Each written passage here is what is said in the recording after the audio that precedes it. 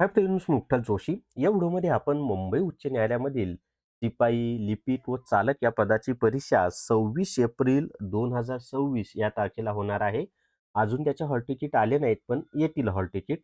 आणि यासाठी चालू घडामोडीवर आधारित मी एक सीरीज सुरू केलेली आहे पहा. कारण चालू घडामोडीवर 1-2 प्रश्न येऊ शकतात. त्यामुळे ही सीरीज सुरू केलेली आहे. यातले किती प्रश्न येतील मला माहीत नाही, पण जे महत्त्वाचे प्रश्न येऊ शकतात असं मला वाटतंय, ते प्रश्न मी या सीरीजमध्ये घेत आहे. आणि या सीरीजचा हा 4था व्हिडिओ आहे. याच्या अगोदरचे 3 व्हिडिओ सुद्धा तुम्ही पाहून घ्या. ते कुठं पाहायला मिळतील आपल्याला? तर Vitthal Joshi YouTube channel open केल्यानंतर प्लेलिस्ट ओपन करा. त्यामध्ये न्यायालय भरतीची प्लेलिस्ट किंवा चालू घडामोडीच्या प्लेलिस्टमध्ये अगोदरचे झालेले सगळे व्हिडिओ तुम्हाला पाहायला मिळतील. आणि महत्त्वाचे असे मी प्रश्न घेत आहे. पाहूया त्यातले प्रश्न परीक्षेला येतात की नाही ते मलाही माहिती नाही, पण महत्त्वाचे प्रश्न मी घेत आहे. ते प्रश्न पाहिल्यानंतर तुम्हाला कळेल. तर व्हिडिओ शेवटपर्यंत पहा. या व्हिडिओला सर्वांनी लाईक करा, शेअर करा आणि विठ्ठल जोशी जे आपलं यूट्यूब चॅनल आहे ते सबस्क्राईब करा. तसंच जर तुम्हाला हायकोर्ट क्लर्क टेस्ट सिरीज घ्यायची असेल तर प्ले स्टोअरवरून विठ्ठल जोशी ॲप डाउनलोड करा आणि हायकोर्ट क्लर्क टेस्ट सिरीज विकत घ्या. याच्यामध्ये हायकोर्टने घेतलेले लिपिकचे सगळे पेपर दिलेले आहेत. तसंच 90 प्रश्नांच्या 10 फुल टेस्ट दिलेले आहेत आणि टॉपिक वाईज टेस्ट 350 पेक्षा जास्त दिलेले आहेत. आणि यातले बरेचसे प्रश्न परीक्षेला आय-जी-टीज येतील याची मला खात्री आहे. याची मी तुम्हाला खात्री देतो आणि निश्चितच तुम्हाला परीक्षेला फायदा होईल. तर प्ले स्टोअरवरून विठ्ठल जोशी ॲप डाउनलोड करा आणि हायकोर्ट क्लर्क टेस्ट सीरीज विकत घ्या. चला तर मग आता पहिला प्रश्न आपण पाहूयात. पहिला प्रश्न आहे, डेव्हिस कप 2025 चे विजेतेपद कोणत्या देशानं जिंकले आहे? तर डेव्हिस कप 2025चं विजेतेपद इटली या देशानं जिंकलेलं आहे आणि माझ्या माहितीनुसार इटलीनं 4थ्यांदा ही स्पर्धा जिंकलेली आहे. आता डेव्हिस कप ही स्पर्धा कोणत्या खेळाशी संबंधित आहे याचाच प्रश्न मी पुढे घेतलेला आहे. हा प्रश्न बऱ्याच परीक्षांना आलेला आहे. स्टॅटिक जीकेचा प्रश्न आहे हा. तर डेव्हिस कप हा कोणत्या खेळाशी संबंधित आहे? तर डेव्हिस कप हा टेनिस या खेळाशी संबंधित असलेला देश आहे. कोणत्या खेळाशी? टेनिस या खेळाशी संबंधित असलेला देश आहे. चला त्याच्या पुढे तिसरा प्रश्न आपण पाहूयात आता. व्हिडिओला सर्वांनी लाईक करा बरं का. कमीत कमी 500 लाईक आले पाहिजे व्हिडिओला. तिसरा प्रश्न आहे, फेब्रुवारी 2026 मध्ये कोणत्या राज्याचे अधिकृत नाव बदलून केरळम करण्याच्या प्रस्तावाला मंजुरी देण्यात आली आहे? तर या ठिकाणी पहा काय प्रश्न आहे, की फेब्रुवारी 2026 मध्ये कोणत्या राज्याचे अधिकृत नाव बदलून केरळम करण्याच्या प्रस्तावाला मंजुरी देण्यात आली आहे? तर त्याचं उत्तर आहे केरळ. हे त्याचं उत्तर आहे. सी हे त्याचं उत्तर आहे केरळ. चला त्याच्या पुढे चौथा प्रश्न आपण पाहूयात. भारतीय संविधानाच्या कोणत्या कलमाअंतर्गत राज्यांच्या नावात बदल केला जातो? आता हा प्रश्न ना ऍक्च्युली राज्यघटनेवरचा आहे, पण केरळचं नाव बदललं की नाही, मग त्याच्याच अनुषंगाने राज्यघटनेमध्ये हा प्रश्न येऊ शकतो. असे प्रश्नांचे सोर्स हे असेच असतात पहा. मग राज्यघटनेतील कलम 3 जे आहे ना, त्या कलम 3 नुसार एखाद्या राज्याचं नाव बदलता येतं, राज्याचं क्षेत्रफळ बदलता येतं, किंवा राज्याची विभागणी करता येते. तर हे कलम 3 मध्ये सगळं सांगितलेलं आहे, की राज्याच्या नावामध्ये बदल करण्याची माहिती कलम 3 मध्ये दिलेली आहे. आणि प्रकरण 1 किंवा भाग 1 मध्ये हे कलम येतं. कलम 1 ते 4 हे प्रकरण 1 किंवा भाग 1 मध्ये येतं. हे पण माहिती असू द्या. फेब्रुवारी 2026 मध्ये नीती आयोगाच्या सीईओचा अतिरिक्त प्रभार कोणाकडे सोपवण्यात आला?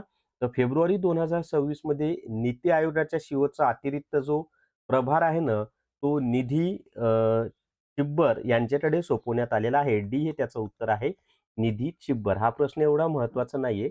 नीती आयोगाची स्थापना कधी झाली? हा स्टॅटिक जीकेचा प्रश्न आहे. तर नीती आयोगाची स्थापना कधी झालेली आहे? तर 1 जानेवारी 2015 या तारखेला नीती आयोगाची स्थापना झालेली आहे आणि नरेंद्र मोदी त्यावेळेला पंतप्रधान होते. त्यांनीच योजना आयोग बंद केला आणि त्या योजना आयोगाच्या जागी नीती आयोगाची स्थापना केलेली आहे. त्याच्या पुढे महिला कबड्डी वर्ल्ड कप 2025 चे विजेतेपद कोणी जिंकलेले आहे? तर महिला कबड्डी वर्ल्ड कप 2025 चं विजेतेपद भारत या देशानं जिंकलेलं आहे. तर भारत हे त्याचं उत्तर आहे. त्याच्या पुढे ना ही स्पर्धा कोणत्या देशात आयोजित केली होती असाही प्रश्न येऊ शकतो. तर महिला कबड्डी वर्ल्ड कप 2025 कोठे आयोजित करण्यात आला होता? तर हा बांगलादेशातील ढाका या ठिकाणी आयोजित करण्यात आला होता. बांगलादेशची राजधानीच आहे पहा ढाका. ढाका या ठिकाणी 1906 मध्ये मुस्लिम लीगची सुद्धा स्थापना झाली होती. ते पण माहिती असू द्या. नोव्हेंबर 2025 मध्ये नालसाचे नवीन कार्यकारी अध्यक्ष म्हणून कोणाची नियुक्ती करण्यात आलेली आहे? तर नोव्हेंबर 2025 मध्ये नालसाचे नवीन कार्यकारी अध्यक्ष म्हणून जस्टिस विक्रमनाथ यांची नियुक्ती करण्यात आलेली आहे. सी हे त्याचं उत्तर आहे, जस्टिस विक्रमनाथ.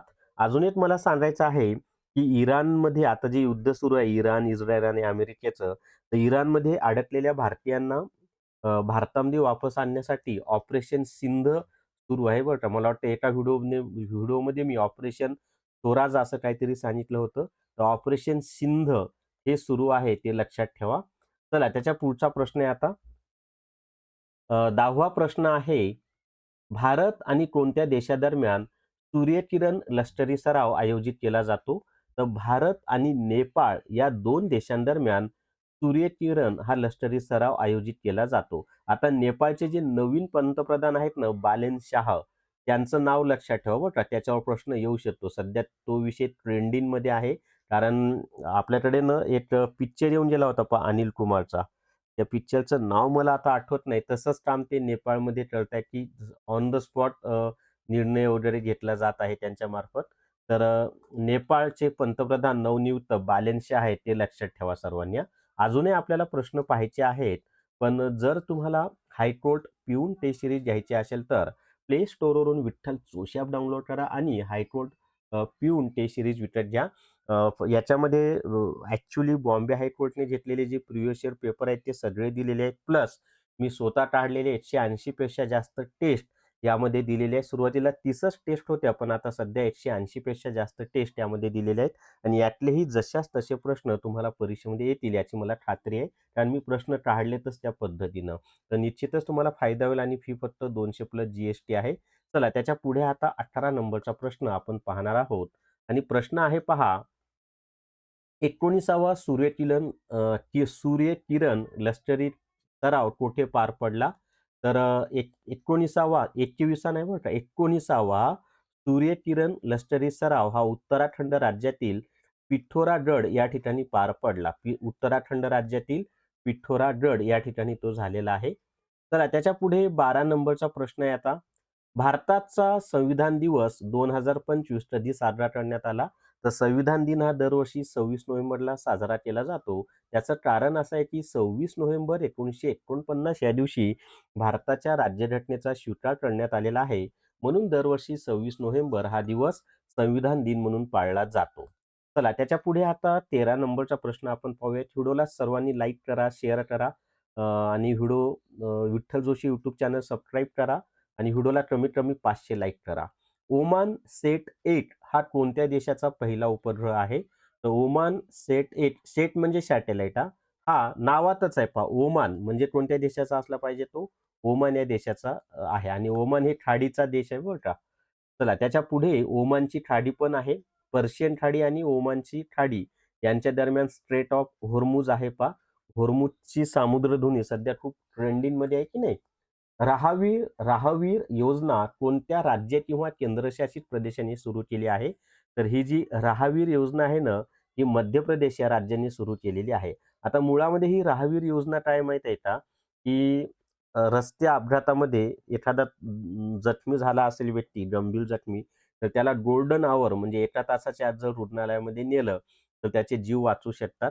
मग असा जो कोणी व्यक्ती म्हणजे अपघातामध्ये जखमी झाला आणि त्याला जर दवाखान्यात नेलं, तर ज्या व्यक्तीनं त्याला नेलं त्याला ₹25,000 बक्षीस देण्यासाठी ही मध्य प्रदेश सरकारने सुरू केलेली योजना आहे. चला त्याच्या पुढे आता 15 नंबरचा प्रश्न आपण पाहणार आहोत.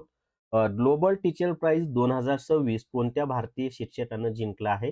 तर हा जो ग्लोबल टीचर प्राइज 2026 न रुबल नागी यांनी जिंकलेला आहे. बी हे त्याचं उत्तर आहे. रुबल नागी यांनी जिंकलेला आहे. अमेरिका देशाकडून दिला जातो. मला वाटते साधारणपणे 9 कोटी रुपयाचं बक्षीस यासाठी दिलं जातं. महिला प्रीमियर लीग ज्याला आपण WPL म्हणतो म्हणजे वुमन प्रीमियर लीग. आता सध्या IPL चालू आहे, इंडियन प्रीमियर लीग. हे तसंच WPL 2026 चे विजेतेपद कोणत्या संघाने जिंकले आहे? तर महिला प्रीमियर लीग म्हणजेच WPL 2026 चं विजेतेपद रॉयल चॅलेंजर्स बेंगळुरू RCB ज्याला आपण म्हणतो त्या संघाने जिंकलेला आहे. सी हे त्याचं उत्तर आहे आणि गुजरातमधील वडोदरामध्ये तो शेवटचा सामना झाला होता. इस्रायलच्या संसदेला संबोधित करणारे पहिले भारतीय पंतप्रधान कोण बनले आहेत? तर इस्रायलच्या संसदेला संबोधित करणारे पहिले भारतीय पंतप्रधान आपले नरेंद्र मोदी हे ठरलेले आहे. सी हे त्याचं उत्तर आहे, नरेंद्र मोदी. त्याच्यानंतर इस्रायलच्या संसदेचे नाव काय आहे?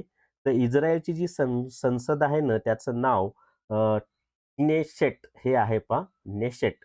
ती हे त्याचं उत्तर आहे. इंग्लिशमध्ये पण नाव दिले कारण त्यांनी ते त्यांच्या भाषेत नाव दिलेलं आहे, तर मराठी उच्चार वेगळा होतो. सिक्कीममध्ये बर्फवृष्टीत अडकलेल्या पर्यटकांना वाचवण्यासाठी भारतीय सैन्यानं कोणतं ऑपरेशन राबवलं? तर सिक्कीम प्रचंड बर्फवृष्टी झाली पहा.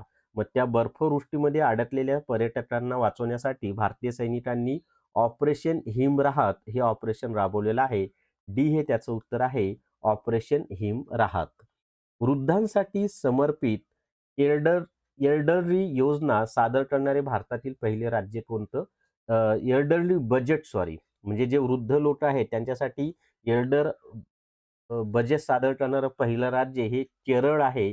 बी हे त्याचं उत्तर आहे, केरळ. केरळ राज्याने वृद्धांसाठी बजेट सादर केलेलं आहे पहा. फेब्रुवारी 2026 मध्ये कोणत्या राज्यातील पहिल्या अंतराळ केंद्राचे उद्घाटन सरकारी शाळेत करण्यात आले?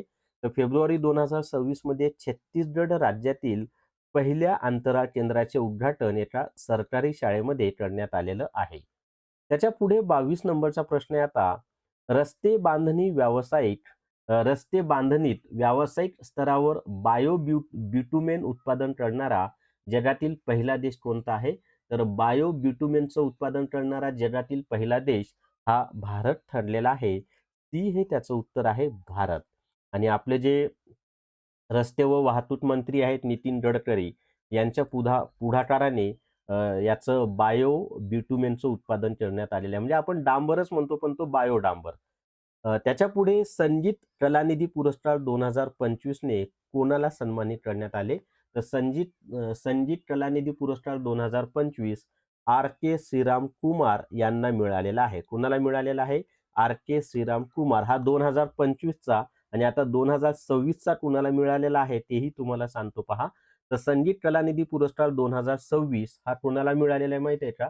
25चा सांगितला, आता 26चा डॉक्टर जयंती कुमारेश यांना मिळालेला आहे. कोणाला? डॉक्टर जयंती कुमारेश. वीणा वादक आहेत त्या मद्रासमधील. चला त्याच्या पुढचा प्रश्न आहे आता. मग नेक्स्ट.